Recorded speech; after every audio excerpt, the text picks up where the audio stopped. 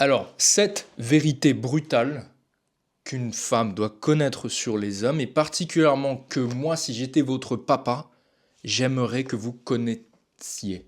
Que vous connaissiez, putain, j'ai failli me gourer.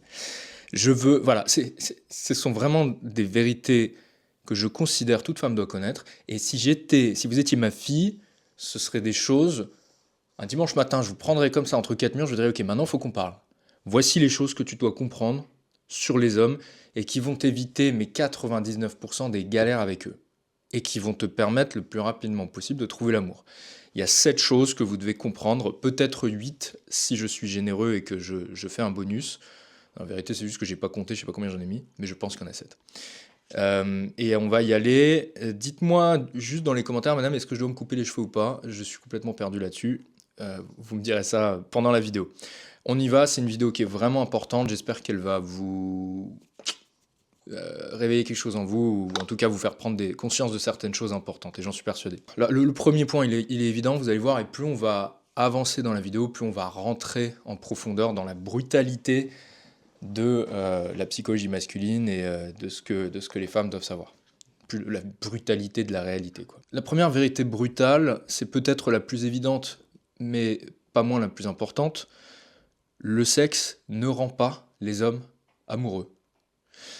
Le sexe les fait pas tomber en désamour, loin de là, hein. C'est pas parce que vous couchez rapidement avec un homme qui sera plus amoureux de vous immédiatement, absolument pas.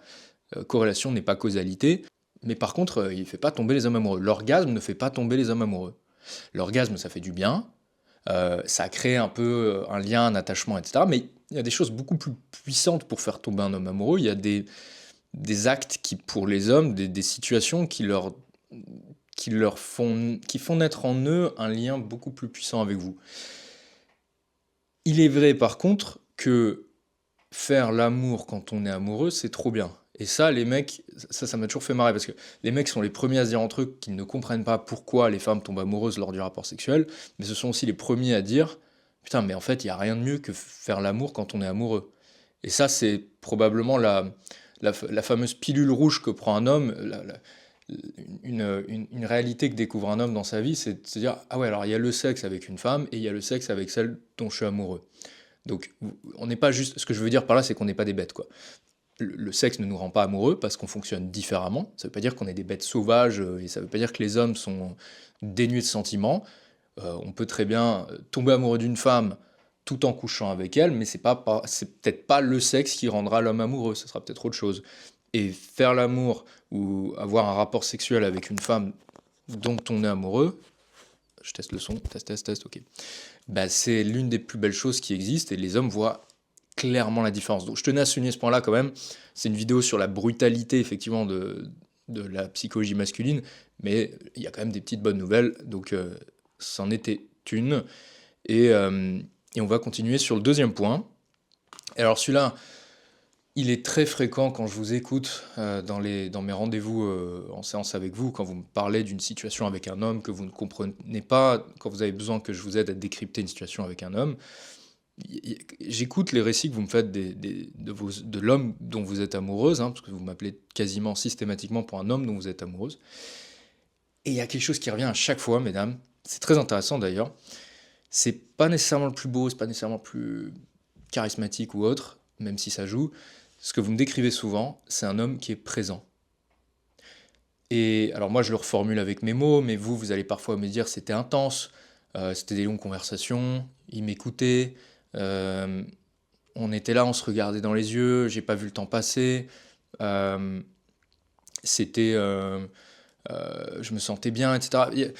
Et en fait, quand vous me décrivez ça, moi, ce que j'entends, c'est monsieur était présent, monsieur était là avec vous dans le moment présent, et cela engendre évidemment de l'intensité, cela engendre un sentiment de connexion profonde avec cet homme.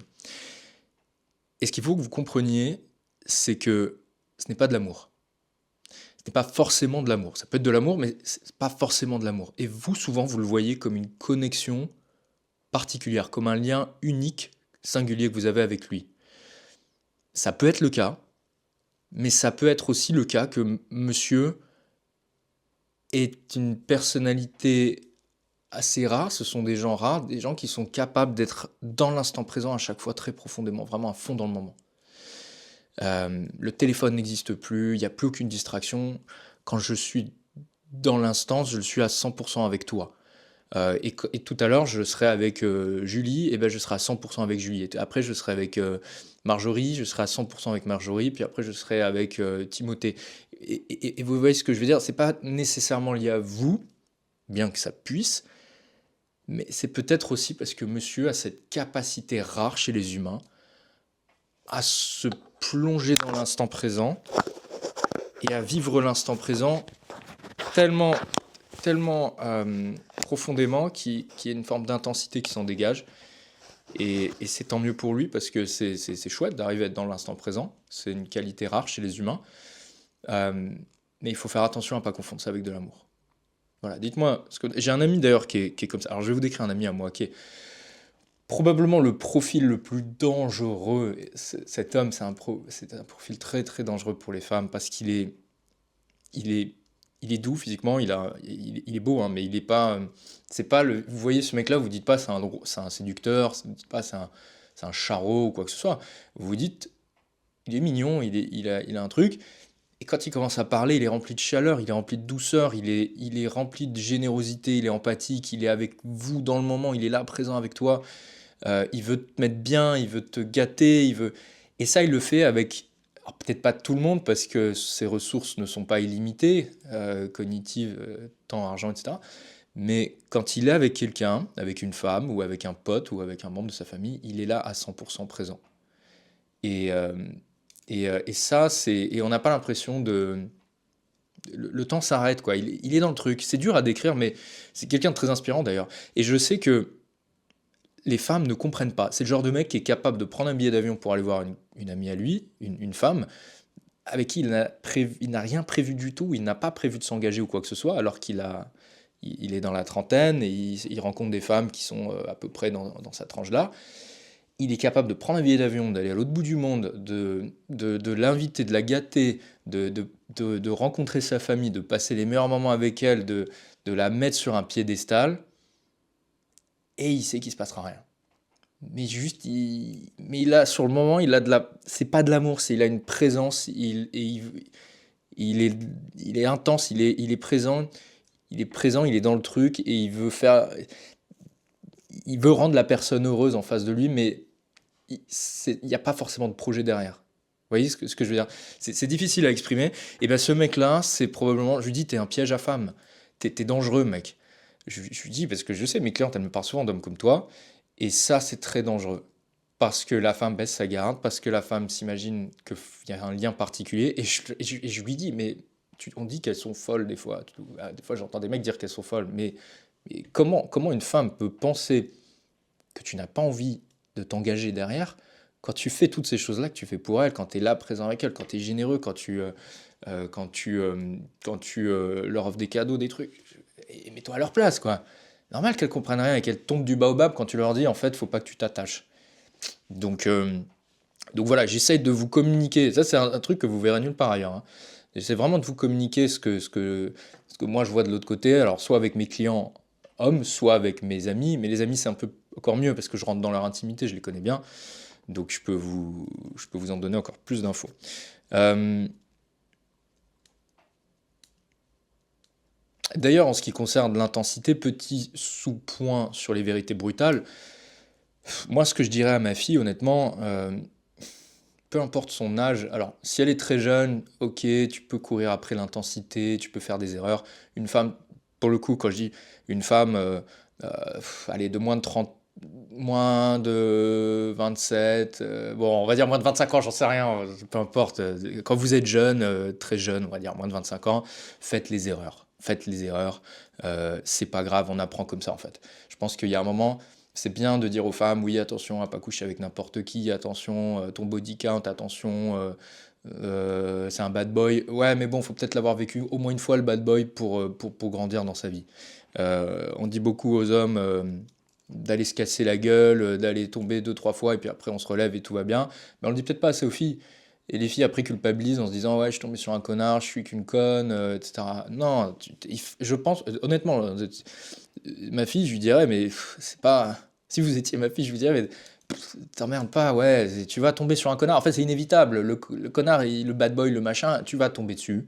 Mais autant que ça se fasse vite dans ta vie, et après, tu passes à la seconde phase de ta vie. Et il y a plein de femmes qui, arrivées à un certain âge, elles savent les reconnaître parce que elles les ont côtoyées, elles les ont senties, elles savent comment ils arrivent avec leur plus ou moins grands sabots.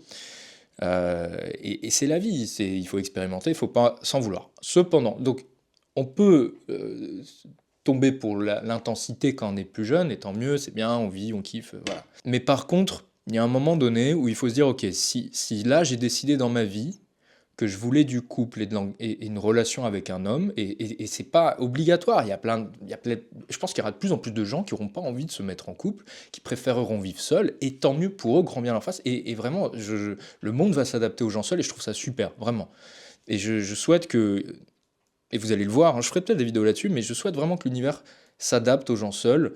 Et c'est réellement ce qui est en train de se passer. Il y a un article de The Economist qui est sorti récemment qui parle d'une crise de la recession, comment ils appellent ça? Relationship recession, donc la crise du couple. Et c'est pas grave, et tant mieux. Moi j'ai envie de dire aussi, alors je sais que c'est sur une scène de séduction, mais moi je suis là aussi, enfin, surtout là pour que les gens se sentent bien. Et il n'y a aucune honte à vouloir être seul.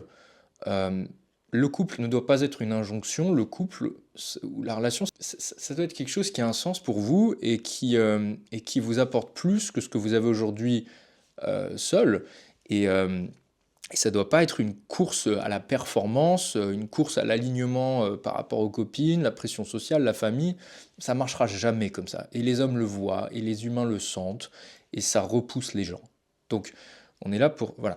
Mais cela dit, il y a quand même un paramètre qu'il faut arriver à prendre en compte, c'est que l'intensité est un piège.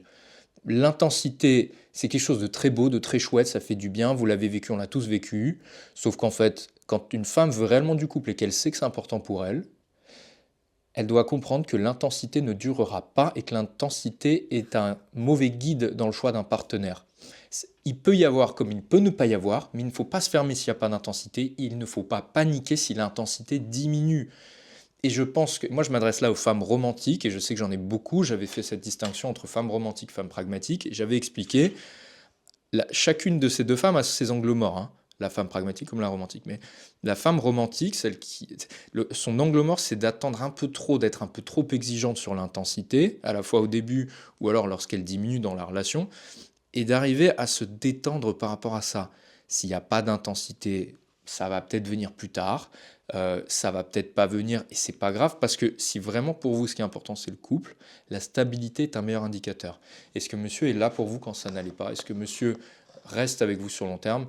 Est-ce que vous sentez qu'il y a une forme, même dans les débuts de relation, est-ce que vous sentez qu'il y a une forme de, comment on pourrait dire, est-ce qu'il y a une forme de stabilité? Est-ce que monsieur vous apporte une forme de sérénité? L'anxiété, c'est sympa encore une fois quand on a moins de 25 ans, dans les débuts de relation. L'anxiété, le doute, est-ce que monsieur va répondre ou pas au texto? Est-ce que monsieur va faire une dinguerie, hein, comme disent les jeunes? Ou alors, ça c'est l'anxiété, ça c'est l'intensité, les papillons, etc.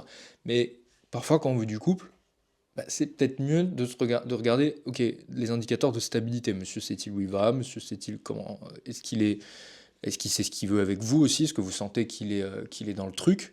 Ça, c'est des points importants. Alors, à ma fille, je lui dirais aussi, l'homme qui paie l'addition n'est pas forcément le prince charmant. C'est peut-être le plus malin, mais c'est pas le prince charmant. Et ça, c'est un truc que j'ai du mal à comprendre. Alors, quand on est très jeune, encore une fois, franchement, c'est normal que le mec n'invite pas. Et honnêtement, moi, je me suis mis à inviter les filles assez tard dans ma vie parce que j'avais pas trop d'argent. Et puis, Dieu merci, les femmes m'en tenaient pas rigueur. Quand t'es étudiant, bon bah voilà, on paye un café, chacun paye son café, ou alors on essaie de faire des rendez-vous dans des lieux en extérieur. Voilà, faut pas se prendre la tête. Donc si vous êtes vraiment jeune, prenez pas la tête à vos copains ou à vos rendez-vous. C'est normal, c'est la crise. Les hommes sont comme vous, ils ont pas plus d'argent que vous, donc n'attachez pas trop d'importance à ça. Pour les plus âgés, euh, pour les autres, je dirais juste, c'est pas un indicateur aussi important que vous l'imaginez. Un mec qui vous invite, Je peux comprendre c'est beau, c'est séduisant, il sort la CB, machin, etc. Ok, cool. Mais ça veut pas dire que le mec c'est le prince charmant. Ça veut pas dire que le mec il a un truc pour vous particulièrement. Ça veut juste dire que ce gars, bah ouais, il est au courant que les femmes elles aiment bien quand on les invite. Et il sait très bien que s'il veut être malin, s'il veut pas perdre trop de temps, bah parfois c'est mieux d'inviter lors des premiers, deuxième rendez-vous. Et plus un homme a de l'argent, plus ce que je vous dis est vrai. Si pour lui, payer un café et un resto, il y a des hommes pour qui payer un café et un resto, c'est pas grand-chose, hein, ça peut être 1% de ce qu'ils gagnent tous les mois, mais ce qu'il peut obtenir derrière, à savoir votre enthousiasme, votre admiration, qui peut-être va se transformer en rapport sexuel, ça a beaucoup de valeur à ses yeux. Ça en a probablement beaucoup plus que les 1% qu'il va lâcher pour un rendez-vous. Donc, moi j'ai envie de vous dire, n'attachez pas trop d'importance à ça, et concentrez-vous sur d'autres paramètres. Alors si vous étiez ma fille, alors là je pense que je serai intransigeant là-dessus, écoutez-moi bien, je sais que je le répète, mais je vous dirais vraiment, évitez les applications de rencontre. Encore une fois, évidemment, les gens font ce qu'ils veulent, et je suis de l'école de dire, faites les conneries, c'est comme ça que vous apprendrez de toute façon. Limite, limite, vous avez envie de fumer, bah vas-y, fume, tiens, je t'achète un paquet de clopes, teste, vas-y, encroute-toi les poumons, là, mets-toi du groudon dans les poumons, et tape-toi une crise d'asthme, et puis voilà, comme ça, on verra si tu as envie de fumer. Donc voilà, si vous avez envie, testez les applications de rencontre, testez, dégoûtez-vous-en, mais n'y allez pas sérieusement là-dedans, n'allez pas en vous disant je vais trouver l'amour, n'y allez pas, c'est pas impossible, hein. C'est juste que c'est très compliqué, et surtout que vous ne jouez pas à armes égales. La phrase, hein, très simple, c'est que lorsque vous êtes sur les applications de rencontre, vous allez être présenté, on va vous présenter des profils attirants, des hommes qui sont beaux, hein, et qui sont juste beaux, parce que c'est le seul critère qui est évalué sur les applications de rencontre, c'est la photogénie, c'est un beau visage ou corps pour ceux qui sont torse nu, mais c'est le seul paramètre. Et donc ces hommes-là, il n'y a pas qu'à vous. Il n'y a pas que vous sur lesquels ils vont taper. Il n'y a pas que à vous qui vont plaire, il n'y a pas que dans vos yeux qui vont taper. Ils vont taper dans les yeux de plein de femmes, taper à l'œil de plein de femmes. Et ce sont donc des hommes qui sont dans une abondance extrême, une abondance irréaliste pour lesquelles nous ne sommes limite pas programmés génétiquement ou biologiquement ou que sais-je. On n'est pas programmé pour avoir des centaines de femmes dans nos DM sur Tinder. C'est pas logique pour un homme d'avoir accès à du sexe aussi facilement, en quantité, à profusion, sans avoir à fournir un seul investissement, un seul effort pour l'obtenir. Et c'est pour ça que je dis tout le temps, il y a une grosse différence entre un séducteur classique dans la vraie vie qui fournit des efforts pour obtenir l'amour d'une femme, il faut l'inviter, il faut l'aborder, ça fait peur, il faut la faire rigoler, il faut l'emmener dans des rendez-vous, des restaurants, etc. Et un homme qui appuie sur un bouton qui n'est plus un séducteur, un homme qui appuie l'Ubermensch 2.0, enfin l'homme des apps, qui appuie sur un bouton, boum, une femme est livrée à la maison. Il ne sait plus valoriser le sexe, ça n'a strictement plus aucune valeur pour lui, au même titre que si j'allais tous les jours au restaurant, le burger n'aurait plus aucune saveur. Je serais blasé. Ces hommes-là sont dangereux pour vous. Je le dis avec... J'ai pas d'animosité contre ces mecs-là. Je peux les plaindre à la limite parce que je pense qu'ils n'ont plus beaucoup, malheureusement, l'enthousiasme qu'on a lors du premier rapport sexuel, lors de découvrir un corps, parce que c'est devenu banal pour eux et c'est difficile d'en sortir, je pense, pour ces gens-là. Et pour une femme, c'est terrible de rentrer là-dedans. Moi, je dirais, voilà, vous êtes ma fille, faites les conneries une fois, et puis après, on clôt le chapitre et on passe à autre chose. Il y a des alternatives. Encore une fois, si vraiment vous êtes perdu, vous voulez rencontrer un homme qui vous correspond, avec qui il n'y a pas besoin de faire des jeux de séduction, et un homme qui est prêt pour s'engager, un homme bien, un homme, j'ai presque envie de dire parfois, un homme qui n'est pas un psychopathe, un mec qui vous correspond, moi je vous ai fait un programme où je vous explique comment envoyer les bons signaux aux hommes qui vous plaisent. Et c'est très simple, et il n'y a pas besoin d'aller séduire des mecs ou de vous transformer en croqueuse d'hommes ou quoi que ce soit. Il y a vraiment des signaux que vous pouvez leur envoyer, une manière de les inviter pour qu'ils viennent vous parler. Il y a un petit peu de réflexion à avoir sur les lieux où vous pouvez rencontrer des hommes, les habitudes à mettre en place, comment vous faire repérer par ces mecs-là. Et ça, je vous l'enseigne, c'est très simple. Toutes les femmes peuvent faire ça dans leur vie. Je ne comprends pas que toutes les femmes ne fassent pas ça. C'est le meilleur moyen pour moi de rencontrer un homme qui vous correspond. Je vous mets un lien juste en dessous, ça s'appelle Rencontre fusionnelle. Et c'est des choses que je ne donne pas sur YouTube et que je ne livrerai jamais sur YouTube. Parce que je ne veux pas que tout le monde se mette à faire ça. Après, ça n'aura plus la même valeur. Donc, je réserve vraiment une poignée de femmes qui sont motivées et qui veulent s'investir dans leur vie amoureuse. Allez, on continue sur les vérités brutales. Et plus on va avancer, plus les vérités vont être violentes mais pourtant nécessaires. Et celle-là, si vous étiez ma fille, il faudra absolument que je vous en parle. C'est que la majorité des hommes sont relativement bons. La majorité des hommes sont relativement sains, relativement bons. Mais aux extrémités, vous allez avoir une poignée d'hommes très généreux et une poignée d'hommes très violents et capables d'une violence que vous ne soupçonnez probablement pas et que je ne soupçonnais moi-même pas, et que probablement la majorité des hommes non plus ne soupçonnent pas. Et vous allez me dire, bah ça tombe bien, c'est une minorité. Oui, sauf que cette minorité d'hommes capables d'une grande violence, je parle surtout d'une violence psychologique, ces hommes-là, ils sont malheureusement aussi plus visibles, plus saillants, plus proactifs dans leur vie, en l'occurrence amoureuse, et donc vous avez plus de probabilité de les rencontrer. Vous allez en tout cas probablement en rencontrer des hommes comme ça.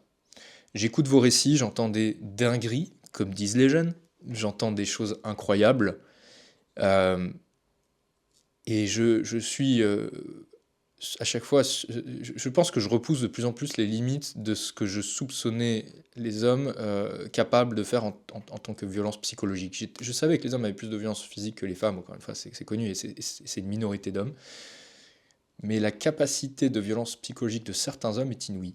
Et, et c'est ça qui est intéressant, c'est que vous avez des femmes violentes, psychologiquement, bien évidemment. Mais je pense que le niveau de violence dont sont capables cette minorité d'hommes est plus grande que le niveau de violence dont sont capables cette minorité de femmes, si vous voyez ce que je veux dire. Et je vais vous donner une anecdote, bien sûr, parce qu'on veut des histoires. Dernière en date, il y a quelques semaines avant Noël, j'ai eu une cliente qui était, c'était très très dur cet appel parce que elle a rencontré un homme catholique, hein, je vais dire, voilà, on va décrire la scène telle qu'elle est. Et si tu te reconnais, bah écoute, je te fais un gros bisou, pas à l'homme, hein. Donc elle a rencontré un homme, il devait avoir mi-trentaine, marié, ça se passait pas bien dans son couple, bref. Et en fait, ce mec-là, pour vous la faire courte, donc il y a eu au départ une intensité très forte dans la relation, tout ce que je vous décrivais plus tôt, hein, un homme, c'est jamais le plus beau, c'est jamais le plus spectaculaire. Par contre, il y a un lien très fort qui s'établit dès le départ, on a l'impression qu'il y a une connexion particulière. Madame tombe amoureuse, il la fait venir chez elle, et fast forward, comme on dit en anglais, j'avance un peu l'histoire parce qu'il y a plein de choses à dire, mais cet homme-là a été capable de lui faire des choses terribles. C'est une femme qui manque beaucoup de confiance en elle, il l'a senti, il l'a identifié en elle. En fait, ce mec, ce qu'il avait de violent, c'est que il alternait entre des phases de douceur, de connexion intense, et des phases de violence, de brutalité, de froideur, euh, de t'existe plus dans ma vie, complètement aléatoire. Elle est devenue complètement accro à ce truc. Et il y avait elle pouvait pas, elle savait pas, il y a des moments où il pouvait l'ignorer complètement, ne plus voir la voir, d'autres moments où il pouvait s'énerver, des moments où il pouvait être doux et adorable. Et un jour, il lui dit, écoute, je vais te faire une surprise, j'ai vraiment envie de prendre soin de toi. Il lui dit, ouais, et il y aura une blague en plus, j'ai envie de te faire un truc, tu vas rigoler, ça va te faire rire. Il dit, je suis pas sûr d'aimer ton humour. Il dit, si, tu vas voir. Tu vas aimer, vraiment, rassure-toi. Et donc il la fait venir chez lui, pardon. Il lui fait à manger, il la traite comme une princesse, il lui fait un petit feu dans la cheminée, il lui fait à manger ce qu'elle aime, il prend soin d'elle, il la gâte comme une princesse, elle commence à se détendre. Et là il lui dit, bon ben non, je vais te montrer la petite blague, la petite surprise qui va te faire rigoler, t'inquiète pas. Et là il commence à lui montrer des photos d'une femme avec qui il a couché. Et il lui raconte comment il l'a baisée, parce qu'évidemment il rentre dans les trucs crus, hein, il dit, bah, regarde, allez, je l'ai baisée comme ça, j'ai fait ça, etc. Et en fait, ma cliente, elle tenait plus debout, elle a vomi, Il était là, en plus, à lui tenir les cheveux. Enfin, c'est une situation, mais ubuesque. Et il continuait à lui raconter des histoires. Il disait non, je peux plus, je peux plus. Et il continuait. Et je lui dis, mais ça, c'est du sadisme à l'état pur. C'est du sadisme. Je peux vous en raconter plein, parce qu'il y en a eu plein d'autres des histoires. Après, je ne vais pas passer la vidéo là-dessus. Mais c'est l'une des formes de violence psychologique les plus puissantes. Et rien ne laissait penser que cet homme-là allait faire ça. Catholique, la petite croix, les fameux hommes conservateurs. Alors ça, c'est un autre sujet. Piège à con pour les femmes, encore une fois. Après, il faudra distinguer différents types. Le néo-conservateur, hein, il y a différents types d'hommes, mais c'est pas forcément les meilleurs, ceux qui arrivent avec une grosse pancarte en disant regarde, je suis conservateur, regarde, machin. Cet homme, il a été capable de lui faire parcourir 5 ou 6 heures de route pour la faire venir chez lui sans qu'elle ait le droit, évidemment, de toucher au lit, hein, le lit conjugal, donc c'était uniquement sur la chaise, de lui dire maintenant, tu me fais une fellation, ok, c'est bon, tu rentres chez toi. Donc voilà, alors, c'est pas un bug, c'est pas une erreur de séduction de la part de ma cliente, non, c'est juste qu'elle est tombée sur un sadique. Quand on sait qu'on a une femme jalouse, quand on sait qu'on a une femme un peu sensible, qui manque de confiance en elle, et qu'on commence à lui raconter les autres femmes avec qui on couche, c'est du sadisme. Le mec prenait du plaisir à ça. Pire même, il prenait un plaisir sexuel. Et il prenait un plaisir à... Et ça, vous changerez jamais en fait. Il prenait un plaisir à lire de la souffrance. Et je dis, c'est une minorité hein, chez les hommes, mais ce degré de violence, il doit exister chez les femmes. Hein. Je pense qu'il est quand même plus courant chez cette poignée d'hommes aux extrêmes, aux antipodes, sur le continuum de la violence, sur la distribution de la violence au sein de la population générale masculine. Ça existe. Et je ne veux surtout pas que vous en tiriez comme conclusion, si vous étiez ma fille, je ne voudrais surtout pas que vous en tiriez la conclusion que tous les hommes sont comme ça. Sûrement pas, c'est une minorité, mais hautement visible. Et ce type d'homme, il est proactif, ça que vous comprenez, qu'il faut que vous compreniez. Il rencontre plusieurs femmes. Malheureusement, ces hommes-là, ils se reproduisent. Malheureusement, ces hommes-là, ils ont une énergie qui les pousse à aller foutre la merde à droite à gauche. Comment on pourrait formuler ça? Il faudrait que je trouve une phrase. La toxicité a du momentum. La toxicité se propage. Elle est en mouvement. Voilà. Formulez-moi différemment mieux si vous avez trouvé quelque chose de mieux. Allez, on continue sur les vérités de plus en plus violentes et on va parler maintenant de la phase d'épiphanie. Et celle-là, elle est terrible et vraiment, les femmes doivent la connaître, les filles, les femmes, peu importe. Alors là, c'est, je dirais, spécial trentenaire, femmes qui vont se marier, qui commencent à s'engager avec un homme, etc. Méfiez-vous du réveil du BG qui s'ignore. Qu'est-ce que j'entends par le BG qui s'ignore? Le BG qui s'ignore, c'est un homme qui est beau ou attirant, ou il a quelque chose. Quand je dis BG, c'est pas forcément un beau visage, ça peut être, il a un charisme, il a une personnalité attachante. Le plus dangereux, ce sera un homme qui est attirant, mais pas dans le sens conventionnel du terme. Vous savez, c'est un homme qui est attirant, mais qui s'en rend pas trop compte, les hommes lui ont jamais dit, il a jamais eu trop de copines dans sa vie, s'est mis en couple avec la première venue, peut-être vous, où il a eu une copine dans sa vie, ou très peu de femmes, et il n'a jamais eu de phase de sa vie où il avait pu expérimenter ses charmes.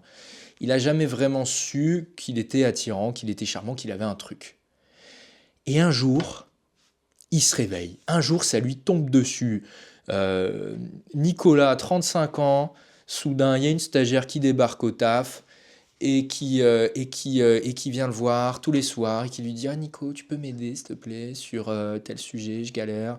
Ah Nico, tu t'y prends vachement bien quand même. Ah Nico, t'étais trop bien lors de la réunion, etc. » Et puis Nico, il tombe du baobab, il se dit « Oh putain, attends, mais je lui plais là. Mais je lui plais. C'est ça, là, une femme intéressée. Si elle me fait des sourires tous les soirs, là, elle me regarde tout le temps, je crois bien que j'ai une touche. Et si, en fait, je pouvais trouver mieux que ma femme? Et si, en fait, c'était ça l'amour, en fait? Pourquoi je me suis mis avec ma femme? En fait, j'ai jamais vraiment su pourquoi je l'avais choisie. C'était la première femme qui s'intéressait à moi. Et elle veut bien de moi. Mais ça se trouve, je peux trouver mieux. Et puis en fait, je vais m'amuser pour la première fois de ma vie. Moi aussi, j'ai droit à ça. Vous voyez, c'est pas méchant, c'est une forme, c'est juste, il y a des hommes qui ont loupé un moment de leur vie, une phase de dévoyance un petit peu, de dévoiement, pardon. Ils ont loupé cette phase de dévoiement et je pense que ça fait partie des choses, c'est brutal, hein, mais je pense que ça fait partie des choses dans la vie d'un homme dont ils rêvent, à peu près tous. Il y a deux, trois cases à cocher comme ça pour se dire, ok, je l'ai fait, c'est bon. Et moi, je le vois beaucoup autour de moi, je le vois chez mes clients, je le vois chez tous les hommes, c'est cette discussion qu'ils n'auront jamais avec vous, mais c'est d'avoir coché cette case de, ouais, j'ai une phase où j'ai séduit des nanas, où j'ai couché avec des filles, c'est pas seulement juste voir qu'ils plaisent, c'est vraiment, voilà, y aller jusqu'au bout et savoir ce que c'est que d'avoir l'abondance, quoi. Et je dis pas qu'il faut qu'il ait couché avec 15-20 femmes dans sa vingtaine, c'est pas ça que je suis en train de dire. Mais qu'il ait juste une petite phase où il a vu qu'il plaisait. Une petite phase, un petit voyage un jour dans un pays, en Espagne, à Barcelone, j'en sais rien. Il est allé en soirée, il a vu, tac tac, c'est bon, ok, il sait il l'a vu, il sait le faire. Il a connu ça. Il peut dire j'ai eu ma petite phase où j'ai couché avec deux trois nanas, j'ai vu, voilà. Et je suis pas non plus en train de dire qu'il faut pas s'engager avec un homme qui a pas eu cette phase. La vérité est toujours plus nuancée. Je dis juste que c'est quelque chose que j'ai pu voir à certaines reprises. Mais s'il vous plaît, n'allez pas embrouiller votre mec s'il n'a pas eu une phase d'épiphanie dans sa vie. N'allez pas l'embrouiller pour ça. Ça se trouve, il n'y aura jamais de réveil de phase d'épiphanie. Il ne faut pas non plus créer des nœuds à la tête, des anxiétés, des névroses. Je ne suis pas là pour ça. C'est juste une info que je trouve intéressante à vous livrer. Euh, mais voilà, il n'y a pas forcément besoin d'en tirer une application concrète. Oui, bon, bah, des fois, je peux dire des choses sans qu'il y ait un passage à l'action derrière, mais pour votre culture générale, c'est toujours bon à savoir. Allez, vérité brutale numéro 7, je crois. Elle va paraître anodine, mais elle est brutale et probablement elle mène à énormément de violences indirectes, c'est-à-dire de violences non voulues chez les hommes. Je vais vous expliquer. Très simple. Les hommes sont capables de baisser leurs critères pour coucher avec une femme. Phrase extrêmement importante, qui explique énormément de choses, et pas toujours des vérités qu'on a envie de savoir. Un homme est capable temporairement de coucher avec une femme qu'il considère comme étant pas très jolie ou pas très attirante ou un peu moins attirante que lui ou une femme dont il sait qu'il n'aura jamais envie d'avoir quelque chose de sérieux avec elle, mais quand même de coucher avec elle. Les hommes n'ont aucun problème à baisser temporairement leurs critères pour coucher avec vous, pour passer une ou plusieurs nuits de plaisir. Pas juste une nuit, hein, ça peut être plusieurs nuits, plusieurs semaines. Ils peuvent faire durer ça longtemps. Et ils sont même capables, et ça c'est la deuxième vérité brutale, de vous faire croire qu'ils seraient prêts à envisager une relation long terme avec vous, tout en sachant que c'est faux, et simplement pour coucher avec vous. Et ça, c'est violent. C'est violent parce que c'est relativement anodin, c'est assez anodin pour un homme que de coucher avec une femme qu'il trouve pas forcément, probablement moins belle que lui, ou moins attirant, on va dire, plutôt. C'est pas juste la beauté, c'est une question d'attirance globale. Il sait qu'il peut trouver mieux.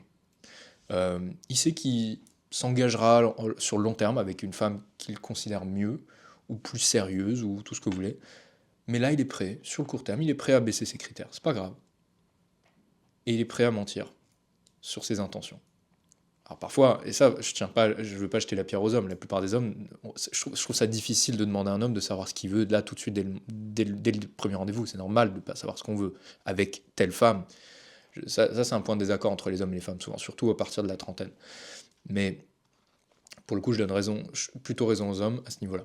Mais par contre, si un homme est totalement fermé à l'idée de couple et qu'il le sait, ou alors qu'avec vous, il sait très bien qu'il n'y aura jamais du couple et de l'engagement, mais qu'il fait quand même planer une certaine ambiguïté pour coucher avec vous, ça effectivement, c'est quelque chose qu'on peut retrouver chez les hommes et qui est dangereux et qui est malsain. Et malheureusement, c'est difficile, à évaluer quand on est une femme, ça peut être difficile à évaluer, mais vous devez savoir que ça existe. Et c'est une vérité brutale, ouais. C'est une vérité vraiment brutale qui mène derrière à plein de problèmes que vous connaissez bien. Il est évitant, il s'est montré investi au début, mais il ne l'est plus. Ça fait des années qu'on se côtoie. Pourquoi est-ce qu'il s'est toujours pas engagé? Parce que le pire, c'est qu'ils sont capables de rester longtemps dans ce genre de relations à la con, qui n'ont pas de sens. Ils sont capables de rester longtemps là-dedans. Et ça c'est une plaie, hein. Alors, je termine peut-être avec un truc un peu négatif, mais En même temps, les choses positives, c'est quoi? C'est que vous avez le contrôle sur votre vie amoureuse. Vous pouvez rencontrer des hommes qui correspondent à vos valeurs qui vous plaisent et qui ont réellement envie de quelque chose avec vous et qui peuvent le voir sur les premiers rendez-vous. Il y a des hommes qui le savent sur les premiers rendez-vous. Mais pour ça, il faut reprendre les choses en main. Et c'est pour ça que je vous l'enseigne dans Rencontres fusionnelles. Encore une fois, c'est du contenu que je ne livre pas sur YouTube, que je ne livrerai jamais sur YouTube et que je veux réserver à une poignée de femmes vraiment motivées. Donc ça, je vous mets un lien juste en dessous si vous voulez aller voir ça. Et et bah, c'est tout. J'espère que cette vidéo, elle vous a plu. Moi, ça m'a fait plaisir de la faire. J'ai encore d'autres choses à vous dire, évidemment, plein de choses. Toutes celles qui me posent la question de savoir, Léo, euh, pourquoi est-ce que je prends un appel ou pourquoi est-ce que je prends une formation? J'ai l'impression qu'il y a déjà tout sur YouTube. Pour celles qui se disent, Léo, quel intérêt d'aller au-delà, d'aller dans les formations ou de prendre un appel avec toi? Alors, l'appel, c'est différent. Pour celles qui se disent, Léo, qu'est-ce que les formations apportent en plus que les vidéos YouTube? Sachez, mesdames, que sur YouTube, généralement, j'essaie de vous livrer le pourquoi. J'essaie de vous faire comprendre pourquoi. Euh, voilà, de vous montrer des choses qui se passent chez les hommes, mais le comment, je le réserve vraiment pour le contenu payant. Le comment, avec des applications très concrètes. Ici, j'aime pas trop donner des conseils là, comme ça, publiquement. Je suis jamais sûr que les gens veulent les recevoir. Les gens sont jamais. De toute façon, c'est pas la meilleure manière de délivrer un conseil. Moi, je veux que les applications concrètes, la méthode, toutes les choses concrètes que vous pouvez mettre en place pour devenir plus belle, plus charmante, plus féminine. En fait, je les garde vraiment pour le contenu payant et je veux que ce soit encore une fois réservé aux femmes les plus motivées. Et si c'est partagé publiquement et que tout le monde y a accès, bah, je trouve que ça perd de sa valeur. Donc sachez que, et puis en plus YouTube me laisse pas dire tout ce que je veux, hein. Tout ce qui a trait au sexe, à la séduction, voilà, un peu plus érotique, bah, je peux pas en parler sur YouTube. Il y a plein de choses que je peux pas dire sur YouTube. Quand vous donnez un contenu, quand vous livrez un contenu qui est empreint de vérité, bah forcément ça peut choquer. Donc je préfère garder ça, encore une fois, pour le contenu privé. Je vous laisse regarder ça juste en dessous. Tous les liens sont en bas de vidéo. Et je vous fais des gros bisous. Je vous dis à très vite.